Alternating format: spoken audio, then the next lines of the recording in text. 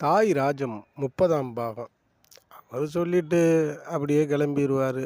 நாங்களும் கொஞ்ச நேரம் குண்டு அடிச்சுட்டு, அப்புறம் அப்படியே பாறையில உட்காந்து 2 பீடி தம்மா சுத்தி அடிப்போம். அடிச்சோனே சொல்லுவான், எனக்கு பூரா பேத்துக்குமே குய்யின்னு ஆயிரும். அந்த வயசுல 15 வயசுல கஞ்சா குடிச்சா எப்படி இருக்கும்ன்றது கொஞ்சம் கற்பனை பண்ணி பாருங்க.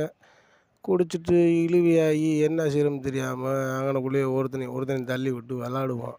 அதுக்கப்புறம் ஒருத்தன் சொல்லுவான், "வாடா மேனே ஏரியாக்குள்ள இருக்கவன்கிட்ட பூரா வசூல் பண்ணணும்டா. ஒரு பயலும் நம்மளுக்கு காசு குடுக்க மாட்டேன்றான். இவங்களெல்லாம் மிரட்டணும்டா" அப்படின்னு சொல்லிட்டு, "அதுக்கு என்னடா செய்யலாம்?" அப்படின்னு சொல்லி நான் கேட்பேன். "வாடா மேனே ஐடியா இருக்குடா" அப்படின்னு சொல்லிட்டு கூட்டு போய் என்னைய ஆத்துக்குள்ள பாம்பு பிடிக்க விடுவாய்ங்க. கிட்டத்தட்ட ஒரு 10 பாம்ப பையில புடிச்சு, அத கொண்டுக்கிட்டு மேட்டுக்கு போவோம். "என்னடா பாம்ப புடிச்சிருக்கோம், என்னடா செய்ய?" அப்படின்னு சொல்லி நான் கேட்பேன். "வாடா மகனே ஒரு வழி இருக்குடா" அப்படின்னு சொல்லிட்டு வீட்டுக்கு 3 பாம்ப விட சொல்லுவேன்.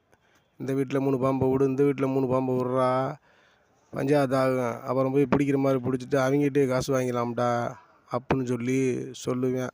உடனே நானு, "ஏதாவது பஞ்சாயத்து ஆயிற போகுதுடா, பிரச்சனை ஆயிட்டா அப்புறம் வீட்டுக்கு வந்துருவாங்கடா" அப்படின்னு நான் சொல்லுவேன். "வாடா பார்த்துக்குருவோம்டா விட்றா" அப்படின்னு சொல்லி விட்டுட்டு சத்தம் இல்லாமல் போயிடுவோம்.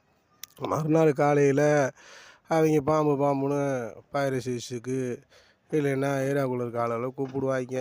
அப்போ உடனே நாங்கள் முன்னாடி போயிட்டு, "பாம்பா இருங்க இருங்க நாங்கள் அடிக்கிறோம்" அப்படின்னு சொல்லிட்டு கம்பை எடுத்துகிட்டு போய் அடிக்கிற மாதிரி அடித்து ஆக்ஷன் போடுவோம். "பரவாயில்லடா நல்ல பிள்ளைகளாக இருக்கீங்களே, சின்ன பிள்ளைகளாக இருந்தாலும் அடிச்சு விட்டீங்களே பாம்பு" அப்படின்னு சொல்லிட்டு அவங்களும் காசு கொடுப்பாங்க.